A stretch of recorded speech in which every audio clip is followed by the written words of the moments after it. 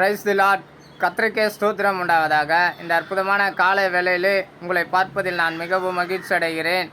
வாரத்தில் ஒரு முறை ஆசீர்வாதத்தை குறித்து பார்க்கிறோம். அதை கேளுங்கள், கவனியுங்கள்.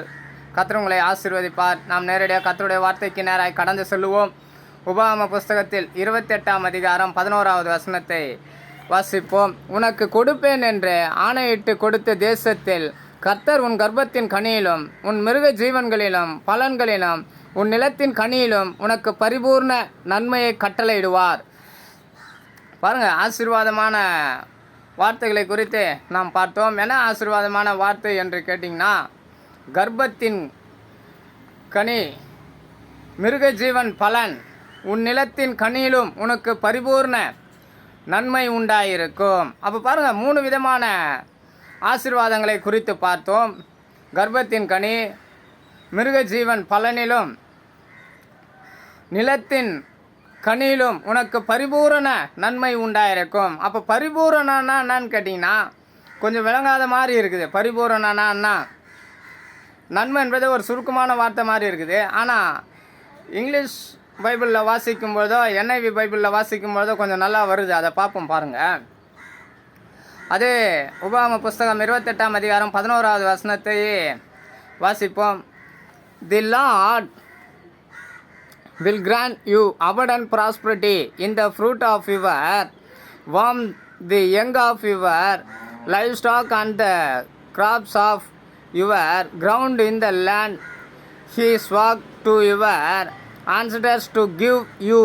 பாருங்க, நம்ம இதில் முக்கியமாக பார்க்க போகிறது என்னன்னு கேட்டிங்கன்னா, 2 விதமான காரியங்களை குறித்து பார்க்க போகிறோம். அபடன்ட் என்று பார்க்க போகிறோம், ப்ராஸ்பரிட்டி என்று பார்க்க போகிறோம்.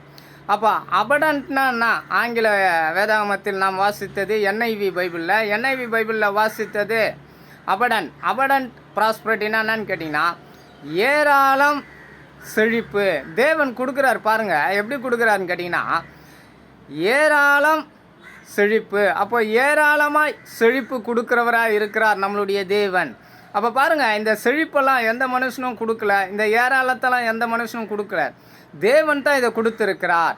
அதை நாம் எடுத்து அதை அனுபவிக்கும்படி தான் தேவன் நமக்கு கொடுத்துருக்கிறார். பாருங்கள், அப்போ இந்த 3 விதமான ஆசீர்வாதங்களை நாம் பார்க்கும்பொழுதோ தேவன் நம்மளை எப்படி பார்க்குறாருன்னு கேட்டிங்கன்னா, ஏராளமாய் செழிப்பை கொடுக்கிறவராக இருக்கிறார் என்பதை வசனம் சொல்லுகிறது. அப்போ நன்மை, பரிபூரணம் நன்மை என்று பார்க்கும்பொழுதோ, பரிபூர்ணனா நான் சிலதெல்லாம் விளங்காத மாதிரி இருக்கும், ரொம்ப ஒரு மாதிரி வார்த்தை புரியாத மாதிரி இருக்கும். அந்த வார்த்தையை பார்க்கும்பொழுதோ நன்மைனா ஒரு சுருக்கமாக முடிஞ்சிடும். ஆனால் அபடன்ட் அண்டு செழிப்பு என்று சொல்லும் பொழுதோ அதை நமக்கு தேவன் கொடுத்துருக்கிறார். அப்போ பாருங்கள், கர்ப்பத்தின் கனி இல்லைன்னு சொல்லிட்டு நம்ம கவலைப்பட வேண்டிய அவசியம் கிடையாது.